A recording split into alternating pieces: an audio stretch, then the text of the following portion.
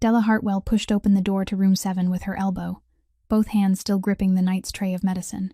She knew this was the last time she would ever be allowed inside by morning. They would throw her out of the mansion for a crime she had never committed. So she pulled a chair close to the bed of the most powerful man in the city, the man who had lain motionless since the night he was brought home, not to share her usual stories, but to say a final, heartbreaking goodbye. She told him everything. How she had been falsely accused of stealing. How frightened she truly was. How she kept forcing herself through each day for the little brother waiting for her at home. And then, as she did every night, she softly hummed the song her mother had left her, before passing away, a song she sang for a man she was certain would never hear it. But Della was wrong. Wesley Calderon had woken 6 nights ago. He had heard every word she spoke, every note she hummed, and right now, as she leaned down to bid him farewell, he had just quietly made a decision that would change the course of her entire life. She was not going anywhere. If Della's story touched your heart, please leave a like, so we'll know you're still listening. Don't forget to share this video with those who need a warm story today. And please subscribe to our channel so you won't miss the next deeply emotional stories. When the door to room number 7 closed behind her, Della stood still for a moment in the long, seemingly endless corridor, where the wall lamps cast a sickly yellow glow that stretched her shadow across the cold marble floor. The Calderon mansion at midnight was so quiet that she could hear the beat of her own heart. She clutched the empty tray tightly to her chest and walked as softly as she could toward the servants' staircase, that narrow, dark stairway hidden behind the kitchen, the one only people like her were allowed to use. Each familiar step beneath her feet felt strangely heavy tonight, because she knew this might be one of the last times she would ever walk down them. Della Hartwell had only been working as a maid in this place for 4 months, but those 4 months had been enough for her to understand the harsh order that existed beneath the mansion's splendor.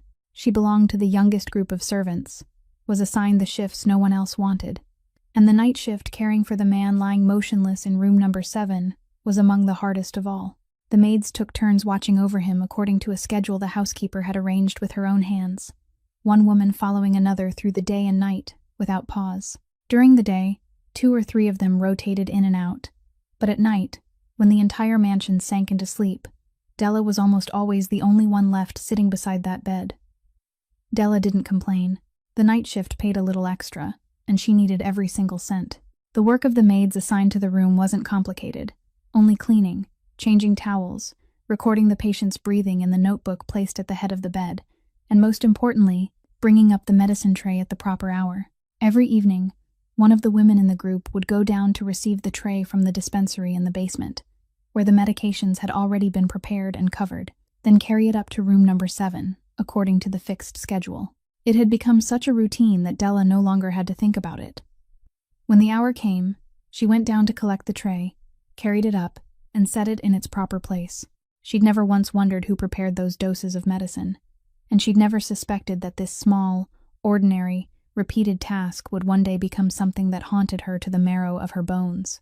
When she reached the servants' quarters, Della set the tray back in its place and sank heavily onto the rickety wooden chair in the corner of the common room. Her hands were calloused, the tips of her fingers cracked from washing water and soap, and they trembled beyond her control. She still hadn't recovered from what had happened that afternoon. Mrs. Marlene Vosberg, the head housekeeper of the mansion, a woman whose voice was as sharp as a shard of glass, had summoned her coldly into the private office, cornering her with a false accusation and announcing that by morning she would have to pack her things and leave. The reason, the woman said, was that a treasured piece of jewelry belonging to an honored guest had disappeared, and all the evidence pointed to Della. She had tried to explain. She had said that she'd never once set foot in the room where the item had gone missing, that she knew nothing about it at all. But what weight could the words of a poor maid who had only just started working there carry against the words of a housekeeper who had served this family for many years? Mrs. Marlene had only looked at her with cold eyes mixed with a strange hint of satisfaction, then waved her hand to dismiss her. The decision had been made. There was no trial for people like her. Sitting in the silent common room, Della looked up at the stained ceiling and tried to swallow the lump rising in her throat. She thought about this month's wages, which she might never be paid, thought about the debt still left unfinished, and thought about her little brother waiting for her in the rented room across the city. Her tears had run dry since afternoon, and now there was only an empty, hollow exhaustion left inside her. It was in that moment, as she looked toward the staircase leading up to room number 7, that a strange thought suddenly came to her. If she had to leave in the morning, then at least tonight, she wanted to say goodbye to the only person in this place who had never judged her with a single word. Della's habit of sitting and telling stories to someone who couldn't answer her had not come from nowhere. It began on a night nearly 2 years earlier, the night she never allowed herself to forget. Her mother passed away in a cramped hospital room on the edge of the city, close to daybreak, when Della had only just closed her eyes for a few minutes after many sleepless days. She woke and realized that the hand she had been holding had gone cold without her knowing when, that the woman who had given birth to her, who had raised her on every carefully saved dollar from cleaning jobs, had left this world alone in silence, without a word of farewell, without anyone beside her to hear her final sentence. That feeling of guilt and sorrow clung to Della through the months that followed, and from then on, she made herself one simple promise, one she held in her heart like the most sacred oath of all, that she would never let anyone lie there in silence again, never let anyone be alone in the hours when they might believe the whole world had turned its back. That was why, from the very first night, she was assigned to watch room number 7.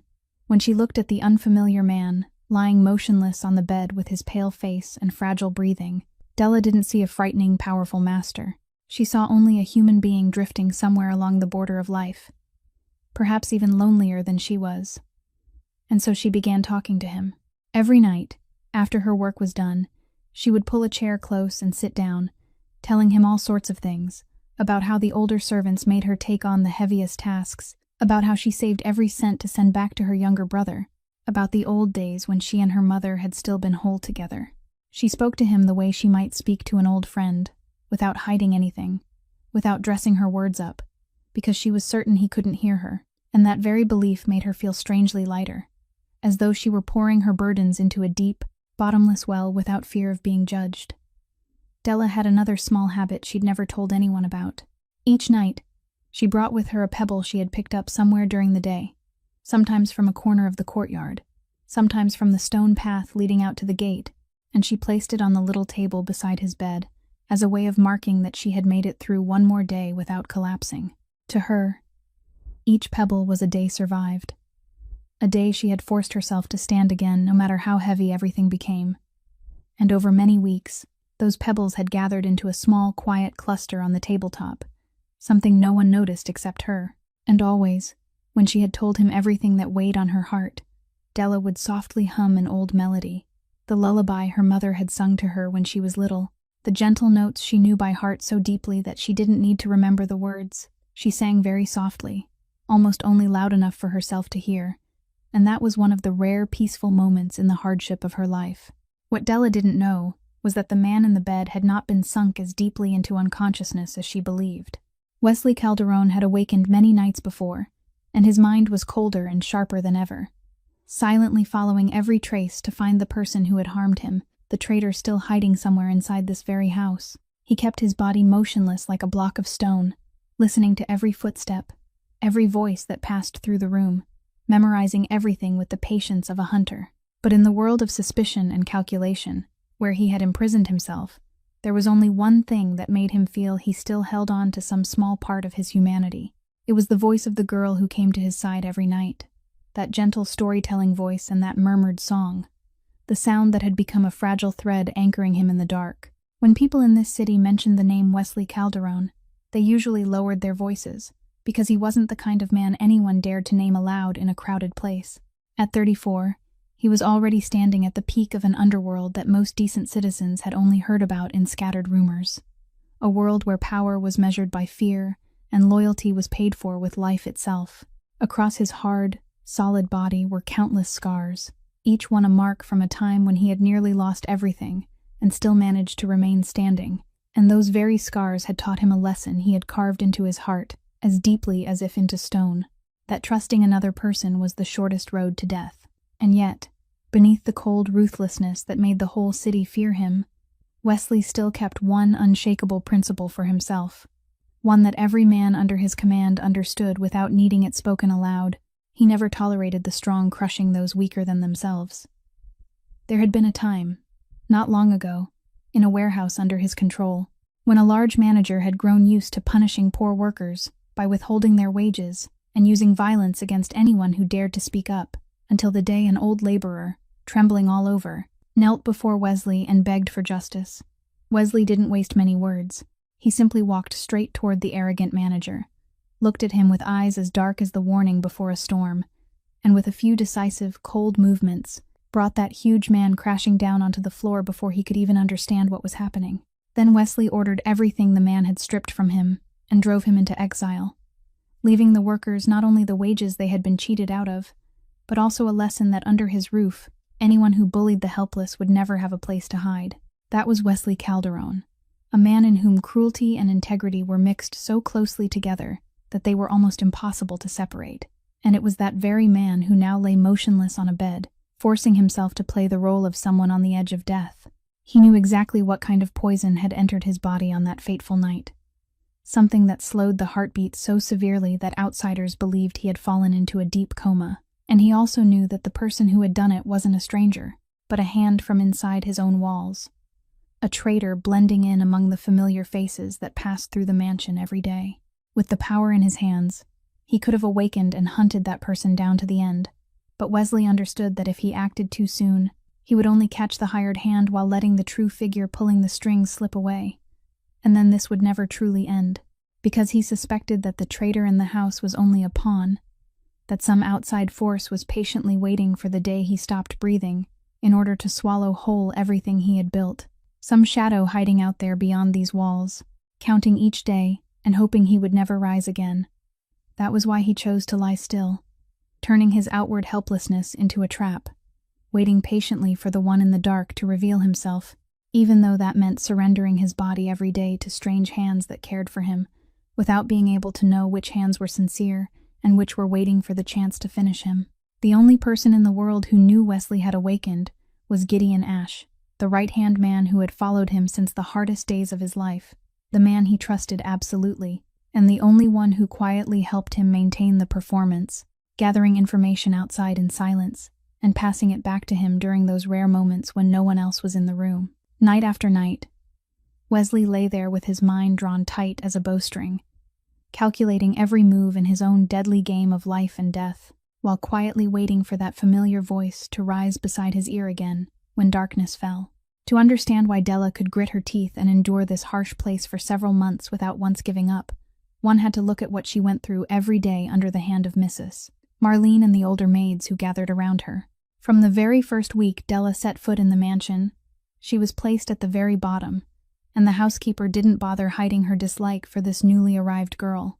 The heaviest and dirtiest tasks were always piled onto her shoulders, from scrubbing the vast kitchens in the gray blur before dawn, to carrying stacks of soaking wet towels, heavy with water, up and down several floors, while the senior servants only stood with their arms folded, pointing and ordering her about, then blaming her whenever something failed to please the mistress of the house. Worst of all was the matter of money, because every payday, Mrs. Marlene found all kinds of reasons to cut into Della's wages. Sometimes she claimed Della had broken a plate. Sometimes she said Della hadn't cleaned the floor properly, a little each time, until the small amount Della took home was hardly anything compared with the labor she had given. Della knew perfectly well those accusations had no basis, but she understood that arguing would only make everything worse, so she chose to stay silent and lower her head, swallowing all the hurt and injustice inside, because she didn't have the luxury of pride when, out there beyond these walls, there was still someone depending entirely on her. Every evening, after finishing all her duties, and before going up to room number 7 for the night shift, Della would slip out to the quiet corner of the yard behind the servants' quarters, the only place that offered even a little privacy, to call her little brother. Teddy was only 10 years old, living in the home of a kind neighbor across the city, and every time he heard his sister's voice over the telephone, he would cry out with joy, chattering brightly as he told her every sort of story from school, how his teacher had praised him that day, how he had received the highest score in the class on his math test, how he dreamed that one day he would get into a great school and become an engineer who built beautiful bridges. The boy's clear laughter rang through the line like a ray of sunlight piercing straight into Della's bleak days, and each time, she felt her heart grow warm again, felt all the hardship and humiliation of the day suddenly become smaller and easier to bear. She would often sit with her back against the brick wall that still held a little warmth from the day, smiling as she listened to him talk, now and then teasing him with a few words that made them both giggle, as though the distance between them had never existed. Della always told him to be good, to study hard, and she promised that as long as she could keep working, she would make sure he could go to a proper school, that she wouldn't let his dream be left unfinished because of poverty. The boy had no idea what his sister was suffering inside that luxurious mansion, and Della never let a word of it slip, because she wanted to keep his world clear and bright, wanted him to know only good things and the dreams waiting ahead of him. It was Teddy's small dream of bridges, that innocent laughter of his, that anchored Della whenever she felt she was about to collapse. It was the reason she bowed her head and endured Mrs. Marlene. It was the reason she kept staying awake through those long nights beside the sick man's bed, in exchange for that meager bit of money. She told herself she could endure everything, as long as her brother could grow up safely and have a brighter future. And that was exactly why the news of being unjustly dismissed struck her with such crushing force, because it didn't only take away her own livelihood. It threatened the very road she was struggling to open for the little brother she loved most in this world. During the long nights, he lay motionless, listening to everything happening around him. Wesley had gradually narrowed down the most suspicious people, and the first name that rose in his mind was none other than the housekeeper, Marlene Vosberg. He had reason to think so, because she was the one who held the power to arrange every schedule in the mansion, the one who decided who was allowed in and out of his room and at what hour, and the cold, calculating sharpness in her voice every time she passed room number 7 always stirred the predator's instinct inside him into caution. He heard the way she gave orders, the way she lowered her voice to whisper with those she trusted, the way she treated the lower servants with cruelty, and all of it painted in his mind the image of someone cold enough and ambitious enough to have a hand in a plot against her master. Wesley had almost placed his wager on that woman, memorizing each of her footsteps, each time she lingered beside his bed longer than usual, waiting for one careless opening to confirm what he suspected. Meanwhile, Della continued her night shifts without having any idea that a silent hunt was unfolding right beside her. One night, when she brought the medicine tray up to the room on schedule as usual, she happened to glance at the record book placed at the head of the bed, where every dose of medicine was carefully written down, and something made her pause. The number showing that night's dosage looked different from what her eyes had grown used to over the past several weeks, as though someone had changed it, shifting it just a little from the amount she knew by heart so well that she could have recited it with her eyes closed. Della picked up the tray and examined it, a vague uneasiness rising in her chest that she couldn't name, but then she comforted herself by thinking that perhaps the private doctor had adjusted the prescription, that such medical matters weren't the business of a maid like her, and that her duty was only to carry the tray upstairs and place it where it belonged, not to question numbers she had no right to interfere with. She pushed that uncomfortable feeling aside, set the tray down on the table, and never imagined that the tiny detail she had just glimpsed would be the first piece of a terrible truth slowly beginning to reveal itself. That night, after she had finished telling her usual story and was preparing to hum the familiar melody, Della suddenly startled when she saw the hand of the man on the bed move slightly, his fingers curling very faintly before relaxing again, a movement so small that if she hadn't been sitting close beside him, she would never have noticed it. Her heart pounded hard. She leaned closer, her eyes wide and fixed on his face, and for one moment, she thought she had seen his lashes tremble. Della held her breath, and her shaking voice rose in a whisper, asking whether he could hear her, whether all these nights he had truly heard the things she had told him. But the only answer she received was silence. His face returned to its old, cold stillness, not a single muscle moving, and Della began to doubt herself, wondering whether she had imagined it all because she was too exhausted. She couldn't know that in that very moment, Wesley was using every ounce of will he had to hold himself back, to keep from opening his eyes, because the genuine worry in her voice had just touched some place inside him that no one had reached in a very long time. He had almost exposed himself because of one moment of weakness, and that made him realize this girl was slowly becoming a variable he had never accounted for in his cold game, a fragile thread quietly pulling him toward the light while he was forced to keep hiding in the dark. Several nights after she had glimpsed the altered number in the record book, Della was assigned to go down to the basement to receive the medicine tray earlier than usual, and it was during that trip that she witnessed something whose full meaning she would only come to understand much later. Just as she stepped close to the door of the dispensary, she saw a man standing beside the table where the medicines were prepared. It was Conrad Vosberg, the younger brother of the housekeeper Marlene, the man known as the accountant, who handled the books for the entire mansion. Della was a little surprised, because Conrad belonged to the world of papers and money, and she rarely saw him coming and going in this area, but she didn't dare show curiosity. She only stood aside and waited. From where she stood, she saw him bend over the tray that had already been prepared, his hands moving quickly as he opened one of the small medicine bottles, poured out what was inside, and replaced it with something else he took from his coat pocket. His movements swift and practiced, as though he had done this many times before.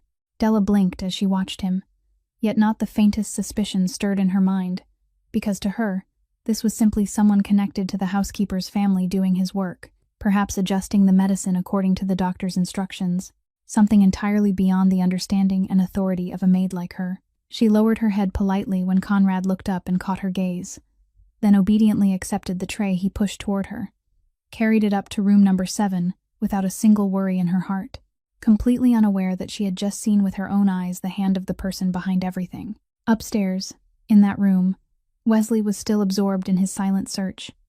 And that night, through the fragments of information Gideon secretly passed to him, together with what Wesley himself had heard with his own ears, the picture in his mind finally became clear. It turned out he had been wrong to place all his suspicion on Mrs. Marlene, because although that woman was indeed cruel and full of calculation, her cruelty stopped at petty schemes meant to strengthen her authority inside the mansion. It wasn't enough to build a plot to poison her master. The one truly involved, the one who had quietly exchanged his medicines little by little, was Conrad himself, the younger brother who had seemed harmless, spending his days with nothing but numbers and ledgers. Wesley clenched his teeth in the darkness as the truth came to light, blaming himself for nearly being fooled by that man's gentle disguise. And he understood that he had to be even more patient now, because if Conrad was only the one carrying out orders, then the person behind him was the real prey Wesley was waiting for. Yet amid all those cold calculations, there was one thing Wesley had become completely certain of in his heart, and that was that the girl who still came to his side every night had absolutely nothing to do with this plot. He had listened to her through long, endless weeks, had heard her tell stories no one would invent before someone she believed was on the edge of death, stories in which she honestly confessed even the things that left her at a disadvantage, her fears, her weaknesses, the moments when her own sorrow nearly made her cry. No schemer would spend so much effort performing such a long play before a motionless body that couldn't testify for them. No one would bare their heart so honestly, so nakedly, if they were still hiding some calculation inside. That sincerity, untouched by pretense, revealed night after night in the innocent belief that no one could hear her, had become the strongest proof of her innocence in the eyes of a man who had grown used to seeing lies and betrayal everywhere he looked. And the more certain Wesley became of her innocence, the heavier his heart felt, because he knew that this honest girl was unknowingly being pulled into a dangerous whirlpool, and that every night, her clean hands were still carrying up to him the very thing his enemy was using to take his life. That fateful day began like any other, until Mrs. Marlene summoned Della to meet privately in her office, with a thin smile on her lips whose meaning the young woman couldn't possibly guess. On the desk before her lay a sparkling necklace, the costly jewel of an honored guest who had stayed at the mansion a few days earlier, and beside it was the old cloth bag Della always used to hold a few small belongings of her own. Mrs. Marlene slowly said that the necklace had been found hidden inside Della's own bag, that everything was already perfectly clear, and that a thief like her no longer had any right to remain in this place for even one more day. Della froze where she stood. She stammered that she had never seen that necklace before, had never set foot in the guest's room, that someone must have deliberately placed it in her bag to frame her. But the more she spoke, the wider the housekeeper's smile stretched, full of triumph. Della understood at once that this was a carefully laid trap, that her bag had been left in the servants' quarters where anyone could have touched it, and that Mrs. Marlene had chosen her as the scapegoat for some purpose she still couldn't understand. But what stunned her most wasn't the accusation. It was what the woman calmly said next. Mrs.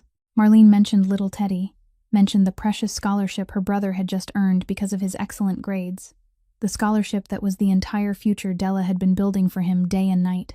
In a honeyed voice, the woman said that the world was smaller than people thought, that those with power and broad connections like her family could easily influence the review board and make them withdraw that scholarship with only a few slanderous words about the character of the sister raising the boy, a sister branded as a thief. She suggested that if Della obediently lowered her head, confessed, quietly signed the paper admitting she had stolen the necklace, then left in silence without a single complaint, everything would end there, and her little brother's future would remain safe. But if Della stubbornly kept insisting she was innocent and made a scene of it, then Mrs.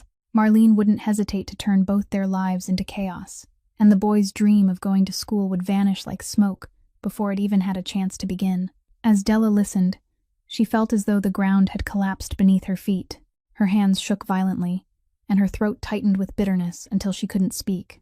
She could endure every injustice that fell upon her own head, could swallow the shame of being falsely accused, could walk away with nothing and not utter one word of complaint, but she couldn't trade away the future of her little brother, the future she had sacrificed everything to protect. The image of Teddy's bright face whenever he talked about his dream of attending a great school rose in her mind, and that image squeezed her heart until she could barely breathe, driving her into a dead end with no way out. Mrs. Marlene knew very well what weakness she held in her hand over this girl, knew that as long as she touched the boy, Della would have no choice but to yield, and she savored that power with a calm so cruel it was almost unbearable. Leaving the office with the unsigned confession still clutched in her hand, Della dragged herself forward step by heavy step like someone who had lost her soul, tears silently rolling down her cheeks. She knew she would have to leave in the morning, knew that to protect her brother's dream, she would have to grit her teeth and accept a crime she hadn't committed, and it was in that deepest despair that she decided tonight, the last night she would still remain in this place. She would go up to room number 7 to say goodbye to the silent man who had become her only emotional support through all these months. The song had just faded from her lips when a low, hoarse voice suddenly sounded in the silent room, a voice rough from not having spoken for far too long, yet still carrying an authority that couldn't be mistaken, saying that she sang far better than she thought. Della jolted violently, her entire body going rigid in the chair, her eyes widening in terror as she stared toward the bed where the man had lain motionless for so many weeks. Wesley Calderon was looking at her with his eyes open, those dark eyes now awake and sharp enough to send a chill through her, without a single trace left of the dying man she had believed him to be. For one moment, Della thought she must be delirious. She clapped a hand over her mouth to stop the cry that nearly escaped, pushing the chair backward as her heart pounded so wildly that she could hear the rush of blood in her temples.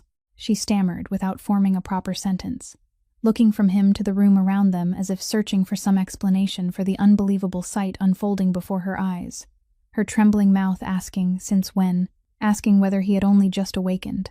Wesley slowly shifted, leaning his back against the headboard, each movement still carrying a little difficulty after the long days of pretending to be still, and he told her in a terrifyingly calm voice that he had awakened many nights ago, that throughout all that time, he had heard everything.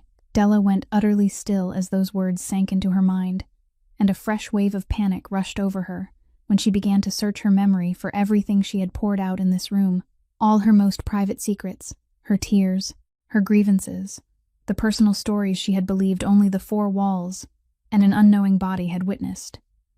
Her face flushed red, then went pale again.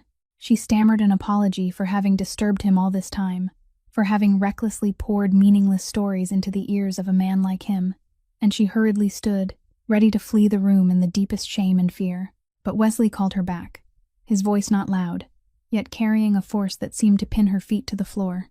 He said she didn't need to apologize for anything, that through those long, dark nights, her voice and the stories she told had been the only things that made him feel he was still alive, the sound that pulled him out of the empty void he had thought he might never escape. Della turned back to look at him, her eyes still wet with tears and filled with disbelief, unable to understand why a powerful, distant man like him could say such words to a lowly maid like her. Then, as though suddenly remembering her bitter situation, she lowered her head and murmured that, in any case, she would have to leave in the morning, that this was the last night she was allowed to step into this room, and that she had only wanted to say goodbye to him before she went.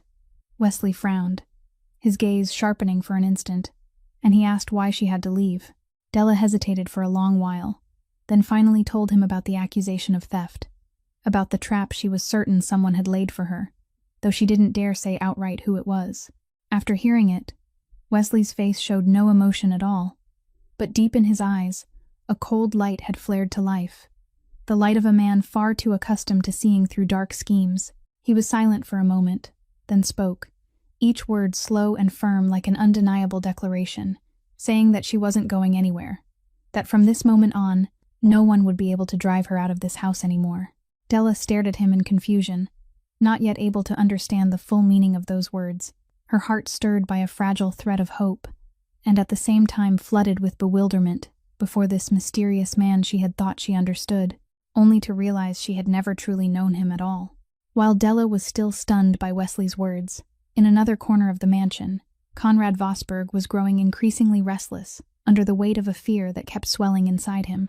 He had quietly asked questions and pieced everything together, and he realized that the young maid was the very person who had been present in the dispensary on the night he switched the medicine, that she might very well have seen what she was never supposed to see. To a man already involved in a plot to harm his master, even an accidental witness was a threat that couldn't be left alone, and he decided he had to act before the girl realized the importance of what she had witnessed. That night, when Della left room number 7 and went downstairs to fetch more clean towels as usual, Conrad stopped her in the deserted stretch of corridor leading down to the basement, where the light was dim and not a single person passed by. At first, his voice was still falsely sweet, as he asked whether she had noticed anything unusual over the past few days. But when he saw confusion appear on her face, his expression changed at once, and he forced her back against the wall at the end of the corridor with eyes full of threat. Terrified, Della kept backing away until her back touched the ice-cold wall, and she realized she had been cornered with no way out. Her heart pounded as she read the dangerous intent in the eyes of the man moving closer.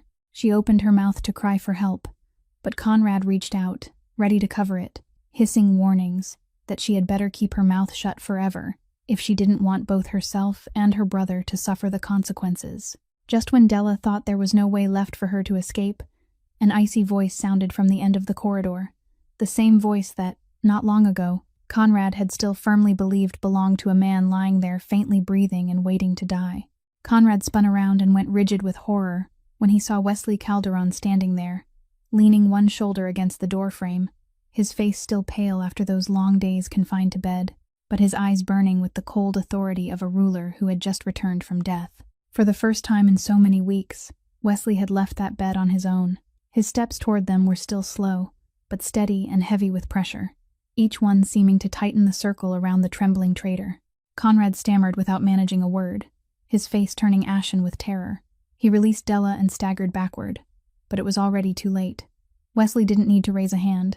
With a single cold nod from his master, Gideon stepped forward with movements decisive and chillingly precise, stripping the large man of any ability to resist and forcing him to the floor.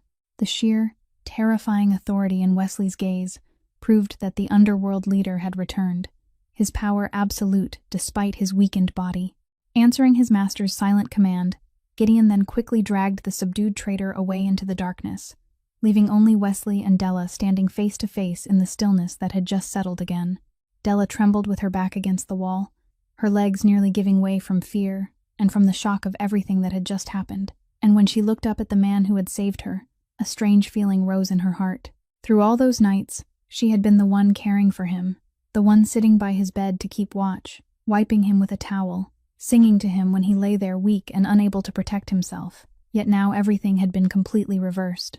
The man who had once lain motionless beneath her careful hands was the one who had just stepped forward to shield her in the most dangerous moment. Wesley came closer, reached out to steady her trembling arm, and in a deep voice that had softened a little, asked whether she was all right, a simple question that brought tears to the edge of Della's eyes, because it had been so long since anyone had truly worried about her safety that way.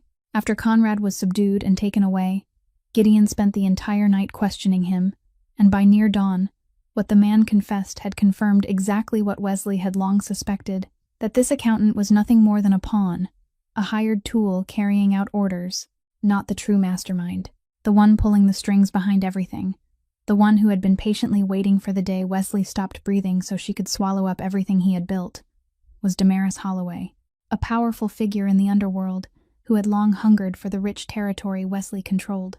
Damaris wasn't the kind of person who favored direct confrontation. She was the kind who preferred to move in darkness, using money and promises to buy people's hearts. And this time, she had struck directly at Conrad's weakness. A man who had nursed years of resentment because he believed his work managing the books had never been valued by Wesley as much as it deserved. With only a few secret meetings and a large enough promise of power after Wesley was gone, Damaris had turned the seemingly harmless accountant into a dagger buried in his master's back, quietly poisoning him little by little so that death would come naturally, without anyone suspecting a thing. When Wesley heard Gideon recount the whole truth, he only gave a faint nod. There was no surprise in his heart, because every piece had now fallen into place, exactly matching the instinct he had held onto through all those nights, lying still and waiting, the instinct that there was a force outside these walls. He understood that if he revealed himself now and moved against Damaris too quickly, she could deny all connection, push every crime onto Conrad, then slip back into the shadows and wait for another chance, because someone as seasoned as Damaris surely hadn't left behind any direct trace linking her to the plot. To pull the weed up by the roots, Wesley needed a trap clever enough to force Damaris herself to step into the light and admit her crime before watching eyes. And to build that trap, he needed two things. First, he had to keep the fact that he had awakened a secret, so Damaris and her people would still believe their plan was going smoothly, and that he was still lying there, barely breathing, waiting to die. Second, and most importantly, he needed Della's testimony, because she was the only one who had seen Conrad switching the medicine with her own eyes. And the statement of an innocent witness with no ties to the underworld would be the strongest proof to expose the entire plot. Wesley summoned Della, and this time he hid nothing from her. He told her the truth about being poisoned, about Conrad's role, and about the dark shadow named Damaris standing behind it all. Della listened in shock. She hadn't imagined that the splendid mansion where she worked could be hiding such a dark conspiracy, and she was even more stunned when she realized that the night she had accidentally seen Conrad beside the medicine tray carried such a terrible meaning. Wesley looked straight into her eyes and said he needed her help, that only her truthful testimony could expose the person who had woven the net meant to take his life and drive her into misery. He also said he understood this was dangerous, that he had no right to force her into a danger that didn't belong to her, but he promised he would protect her and her little brother at any cost. Della remained silent for a long time, her heart tangled between fear and a new feeling slowly beginning to kindle inside her. But then she thought of all the injustice she had endured, thought of the man who had stepped forward to save her in her most dangerous moment, and she lifted her head and gave a slight nod, agreeing to become the final link in the trap Wesley was about to lay, in order to reclaim justice for both of them. Wesley's plan was built with meticulous care down to the smallest detail, and the first link in it was to make Damaris believe her prey was still within her grasp. After being subdued, Conrad was forced to cooperate in the hope of receiving leniency. He sent word to Damaris that everything was still moving according to plan, that Wesley had grown so weak he was barely breathing his last faint breaths, and at the same time suggested that this was the right moment for her to come to the mansion in person, to witness the ending she had been waiting for so long, as well as to arrange the takeover. Damaris was a cautious woman, but greed and the arrogance of a victory she believed was already firmly in her hands made her agree, and that was the fatal mistake Wesley had foreseen. That night, Damaris entered room number 7, with the triumphant bearing of someone arriving to harvest the fruit of her labor. Her gaze swept over the motionless body on the bed with undisguised satisfaction, and she began speaking with smug pride about how long she had patiently waited for this moment, about how Wesley's entire empire would soon belong to her. Della, exactly as arranged, stood tucked away in the corner of the room, in the role of a maid finishing her night duties, and it was her seemingly harmless presence that made Damaris drop her guard completely, letting every confession about her scheme spill freely from her mouth. But that young woman didn't merely stand there like a silent shadow, because when the decisive moment came, it was Della who stepped forward, her voice trembling yet clear and firm, and exposed that she had seen Conrad switch the medicine with her own eyes on that fateful night, that she was ready to testify to everything she knew. Her words cut through Damaris's arrogance like a blade, and at the very moment the woman froze in shock, the man on the bed slowly opened his eyes and sat up, alive and full of authority, the complete opposite of the dying shell she had expected to see. Damaris's face changed color. She stammered and backed away when she realized she had walked straight into a trap laid out in advance, that every smug word she had just spoken had reached not only Wesley's ears, but also the ears of his loyal men, who were quietly guarding every exit. Wesley rose from the bed and advanced toward her step by step, with the presence of a king returning to his throne. and he said in a voice as cold as ice that she had made the greatest mistake of her life when she thought she could bring him down with cowardly tricks carried out in the dark. Damaris tried to struggle, tried to give orders to the men she had brought with her, but Gideon and Wesley's people had already subdued them before they even had the chance to react.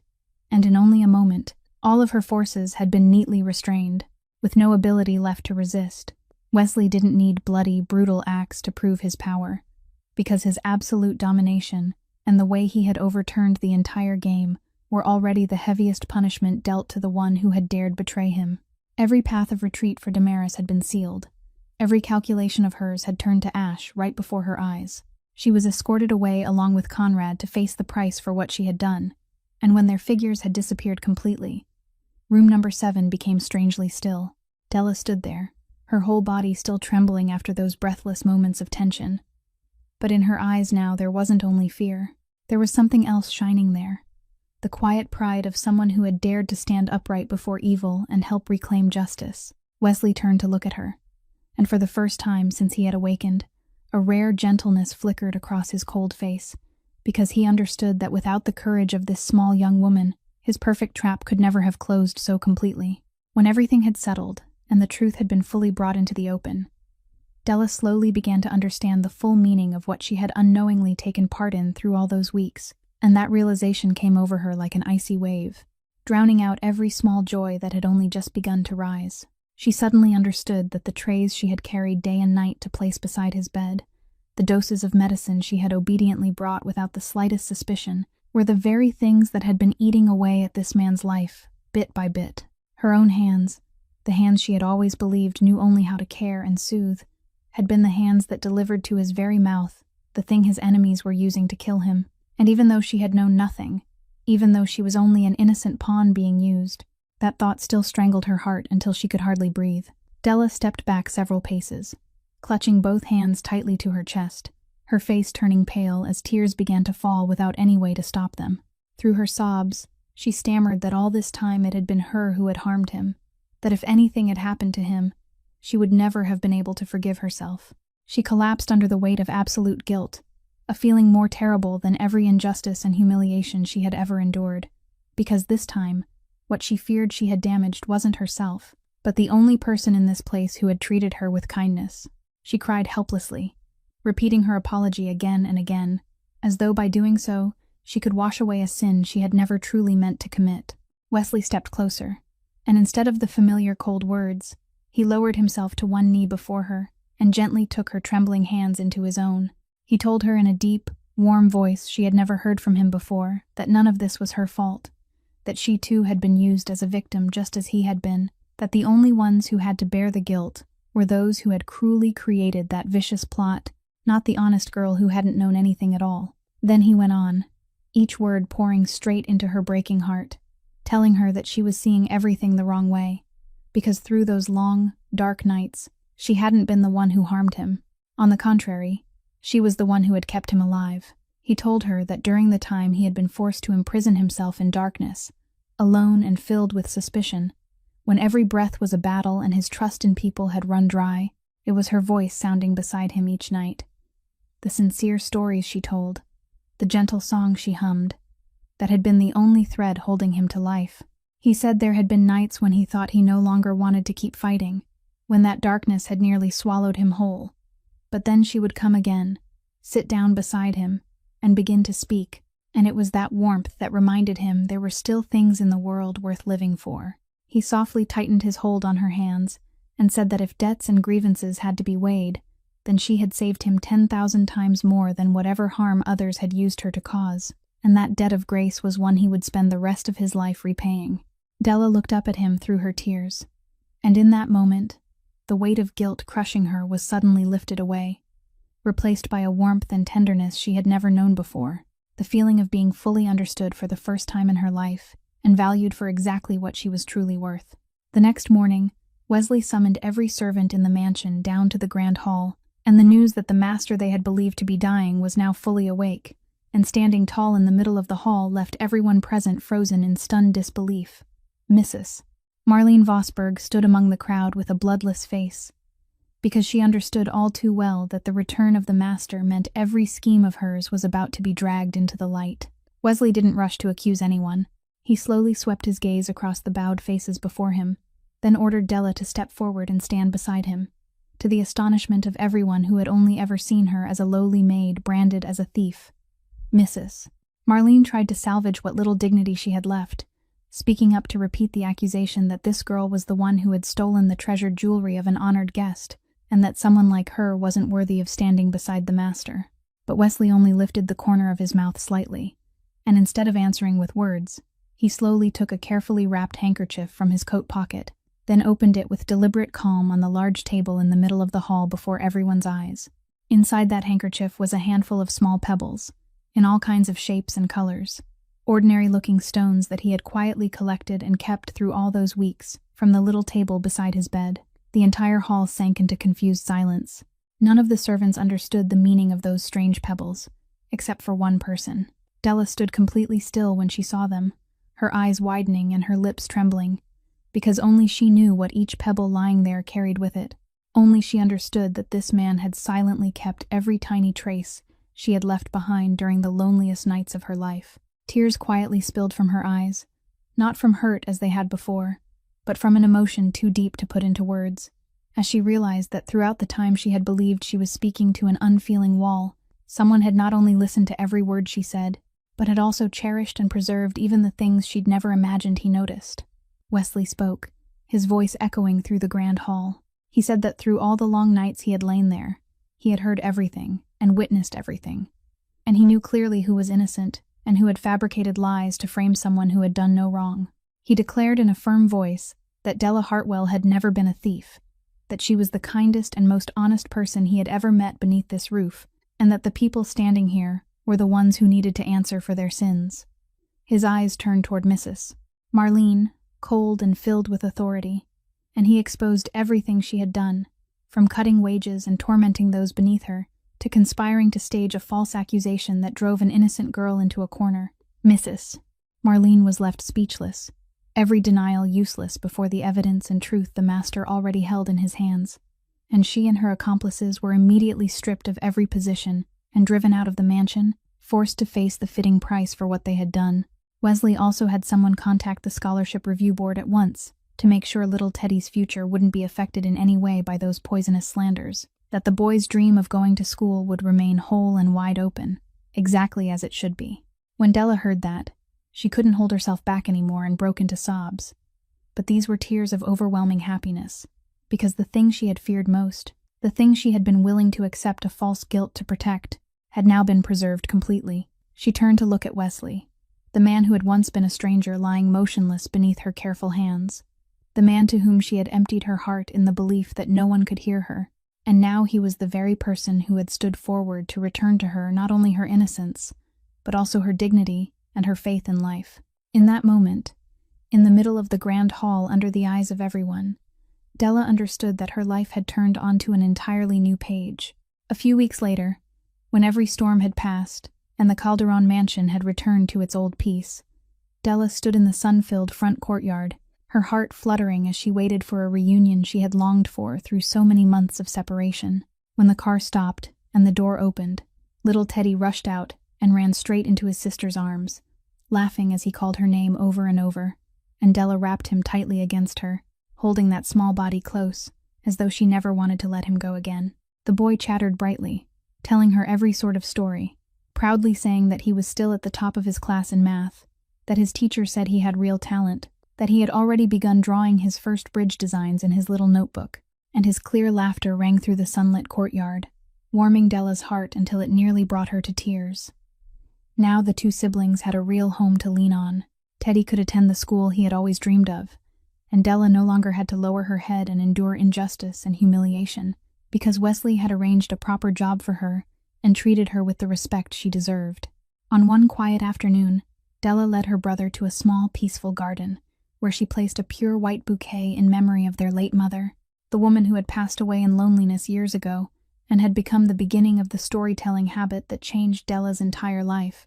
In her heart, she softly told her mother that those days of hardship had finally passed, that she and Teddy were safe now, and that she believed her mother, somewhere beyond this world, was still listening to her, just as Della had always believed someone would listen. Standing quietly at a distance and witnessing that moment, Wesley understood that the small young woman, once rejected by the whole world, carried within her a strength his power and money could never buy, the strength of a sincere heart that never stopped being kind, even when life had treated her with the greatest injustice. Della's story reminds us that a person's dignity has never been decided by status or wealth, that kindness and sincerity, no matter how small they may seem, can create miracles we never expect, and that the voice of someone weak, when it rises from an honest heart, still has the power to touch and move even souls that seem frozen shut. Sometimes, the most precious thing we can give one another in this life isn't anything grand or material, but simply the act of listening, the choice not to let anyone be alone in their darkest hours. If Della's story touched your heart, please leave a like, so we'll know you're still listening. Don't forget to share this video with those who need a warm story today. And please subscribe to our channel so you won't miss the next deeply emotional stories. How do you feel about this story? Was there any moment that brought tears to your eyes or left something lingering in your heart? Please leave a comment and share your feelings from deep within your heart, so we can listen and share them with you. May everyone watching this video always have abundant health, a joyful life, peace of mind, and calm in every passing day. Goodbye, and we'll see you again in the next stories.